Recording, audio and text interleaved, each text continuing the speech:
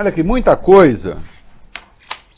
Eu fiz um comentário hoje de manhã no meu blog, pretendo trazer a questão aqui para vocês. Durante muito tempo, a meu ver injustamente, setores do pensamento brasileiro, especialmente mais à esquerda, acusaram os militares brasileiros de ser entreguistas.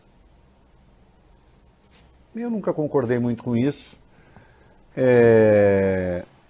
ainda que, em razão aí de circunstâncias históricas, sim, né? O Brasil está na órbita dos interesses americanos, objetiva a questão, né?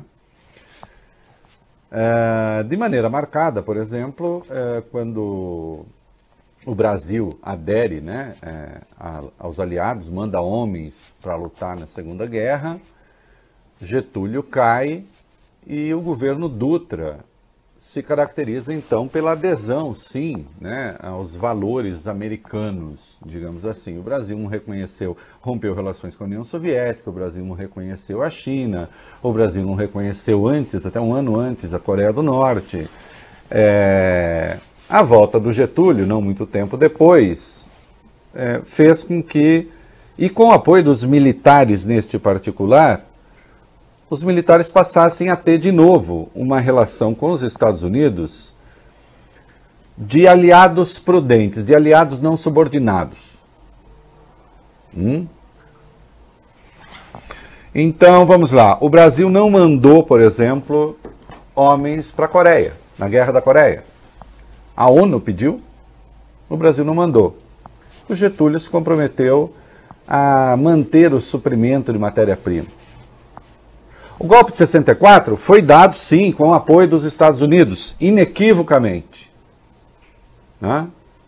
Tanto é que já tinha preparado, e também é verdade, né? Embora aqui ali se negue, mas isso está documentado, já tinha preparado, já tinha um porta-aviões, contra-torpedeiros, esperando caso os golpistas precisassem de apoio dos Estados Unidos, a Operação Brother Sun. Então houve também este alinhamento com os Estados Unidos, interferência dos Estados Unidos em favor do golpe no Brasil, né? Essa questão foi debatida com Kennedy ainda, né, que é tido como um homem de esquerda, em 62, né, sobre a possibilidade de derrubar o João Goulart. Mas ainda assim os militares mantiveram o zelo da não interferência direta dos Estados Unidos no Brasil, né? O Brasil fez, por exemplo, contra a vontade americana, um acordo nuclear com a Alemanha, né?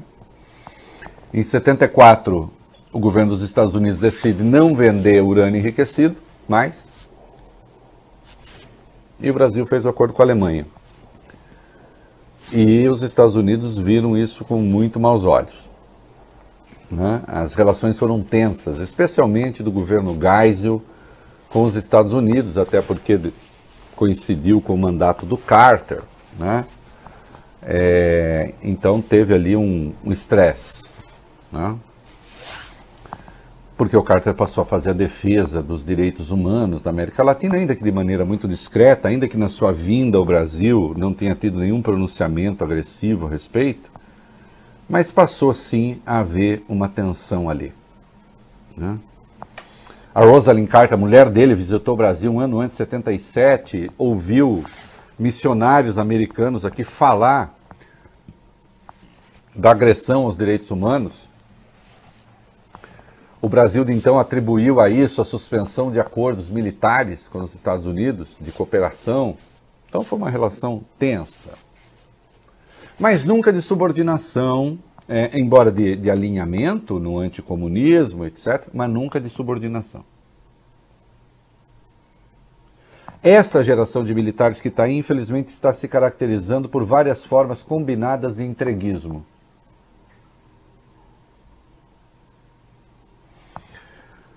A visita de Mike Pompeo à sede da operação de ajuda aos dos exilados venezuelanos,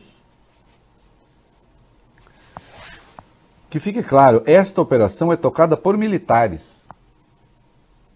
É uma obra do Exército, é uma atuação do Exército. Trazer um secretário de Estado dos Estados Unidos para discursar em território brasileiro contra o governo de um país fronteiriço, sendo que esse secretário de Estado está vindo fazer campanha eleitoral aqui no nosso território, porque é disso que se trata, o Maduro virou um dos alvos da campanha do Donald Trump, uma campanha hoje desesperada. Sim, claro que ele tem chance de vencer, mas não é hoje o mais provável, como todo mundo sabe. O que você tem, na verdade, é ceder uma área militar para o representante de um candidato à presidência dos Estados Unidos, ainda que ele esteja no cargo no momento, mas ele é candidato à reeleição. Então nem se trata de subordinar o Brasil aos interesses dos Estados Unidos, mas subordinar o Brasil aos interesses, atenção, de uma facção do Partido Republicano. Porque nem todo o Partido Republicano está hoje unido na candidatura, em favor da candidatura de Donald Trump. Porque a considera um risco à estabilidade mundial. Então é absolutamente inaceitável que isso esteja acontecendo. Tudo bem, é uma decisão do governo, o que os militares têm com isso? Ah, Reinaldo, você quer que o militar bata o porrete na mesa e diga, ah, eu não quero? Não, mas esse é um governo essencialmente militar. A verdade é essa. Se o Bolsonaro tem seu espaço de autonomia, e tem, a verdade é que hoje é uma simbiose. Quem constitui, digamos, o núcleo duro do governo, quem dá sua ossatura, quem garante o que há de estabilidade ali é a elite militar do governo. Ainda que os militares da ativa fiquem, no mais das vezes, calados, o que se tem aí é a chamada admissão tácita, silenciosa, porém ativa, de que este é um governo militar. Sendo que os militares da reserva, então, ocupam a linha de frente. E atenção, temos um militar na linha de frente que não está na reserva e diz que nem vai, que é o general Pazuello, da Saúde.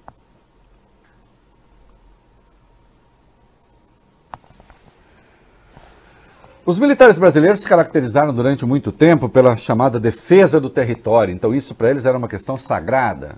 Tanto é que quando este delinquente intelectual, que é o ministro das Relações Exteriores, Ernesto Araújo, lá na crise da Venezuela, no ano passado, chegou a sugerir que se abrisse em Roraima um corredor para soldados americanos, os militares falaram, você está louco, isso não vai acontecer. O território brasileiro não será base de ataque a uma nação fronteiriça. Atenção, na história do Brasil, e mesmo da ditadura militar, insisto, o Brasil procurou manter uma linha de independência. A sua política externa não era uma política externa subordinada aos Estados Unidos. O ministro das Relações Exteriores do Médici, o Gibson Barbosa, iniciou uma linha de aproximação do Brasil com países africanos. O Azeredo da Silveira, que foi o ministro do Geisel, botou o Brasil na vanguarda do reconhecimento, seja do regime português pós-salazarista, da Revolução dos Cravos, com claro acento de esquerda, da independência das ex-colônias portuguesas na África. O Saraiva Guerreiro, ministro das Relações do Figueiredo, manteve esta linha de independência da política externa, muitas vezes contrariando os Estados Unidos. Tem um exemplo claro disso, quem estuda sabe disso. Em 1983, o Reagan queria que o Brasil fizesse parte de uma expedição para invadir Suriname. governado então por um coronel Butesi, que é um bandido, está vivo ainda. Mas, de qualquer modo, estava ali se aproximando de Cuba, não sei o quê, e o Brasil disse, opa, peraí, o Brasil fazer parte de invasão de território alheio, tentar depor governo, ou mesmo permitir uma presença dos Estados Unidos em solo sul-americano, não, o Brasil não apoia essa política. Até porque um país que quer a liderança regional não pode concordar com isso. Ou é um país que vive de joelhos. E eu estou falando disso em plena ditadura.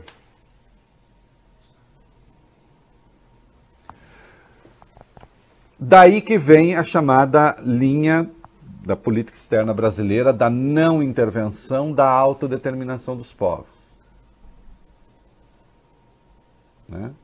E um país que quer se construir como nação influente tem de ter essa independência. Nunca o Brasil teve uma política externa submissa, subordinada, sabuja, como tem hoje. Infelizmente, num governo que é essencialmente um governo militar, que permite que o representante de um pedaço de um partido político que disputa o poder nos Estados Unidos venha fazer proselitismo aqui, e pouco importa se Maduro é um ditador ou não, é um ditador vagabundo e asqueroso, mas isso é um problema do povo venezuelano. Permita que venha fazer proselitismo numa área militar. E nas costas dessa geração de militares, queiram eles ou não, isso aqui é uma advertência. Não, assim, aquele que tiver o mínimo de esperteza vai falar, precisamos fazer alguma coisa, em vez de me xingar. Essa tragédia ambiental que acontece no Brasil vai cair nas costas desses militares. Sim, eu critiquei muitas vezes questões envolvendo ambientalismo, aquecimento global, etc. Eu dei uma entrevista para o Morris Kachani do Estadão, que aliás já deve estar no ar, né? Está no ar. Né? Sim, eu critiquei ao tempo em que tinha um pedaço do movimento ambientalista, por exemplo, que combatia o Código Florestal brasileiro, que é um bom Código Florestal, que, uma vez seguido, nada dessa tragédia que está aí estaria acontecendo. Um Código Florestal que preservava a condição e preserva a condição do Brasil como grande potência no agronegócio e, ao mesmo tempo, país que preserva as florestas. Numa perspectiva contemporânea, em que isso passou a ser um ativo mundial.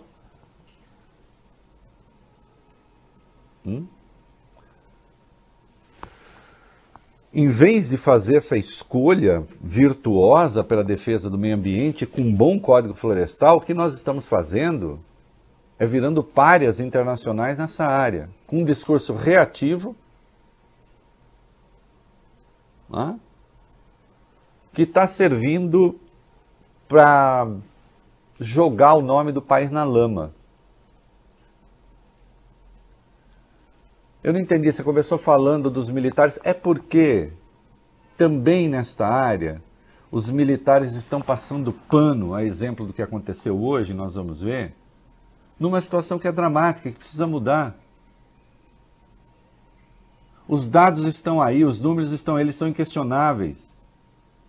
Não adianta tentar fraudar, inclusive, a matemática num depoimento ao Supremo. Que pode enganar alguns tolos, mas não engana quem conhece as coisas.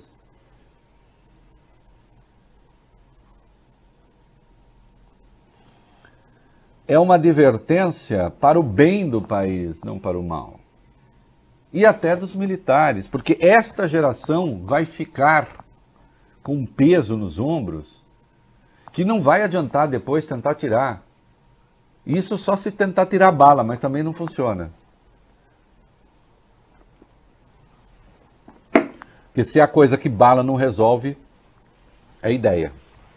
Ela circula do mesmo jeito. Não circula por intermédio de um, circula por intermédio do outro.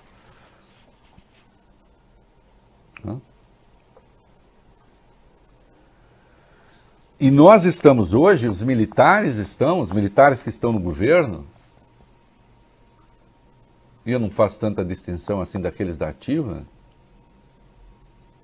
numa posição reativa, como nunca estiveram em certos aspectos, no aspecto ambiental, nem durante a ditadura. Porque, obviamente, a questão ambiental não tinha o peso que passou a ter. E enquanto nós insistirmos na tese de que os europeus queimaram todas as suas florestas e agora ficam patrulhando as nossas, enquanto nós investirmos nesta questão, estaremos no caminho errado. Porque então, em vez de buscar os benefícios de seu país com uma das maiores coberturas florestais do mundo, nós estamos nos colocando na posição daqueles que parece que estão tentando queimar suas florestas porque teriam uma cota histórica para queimar as florestas. O que é de uma burrice ímpar.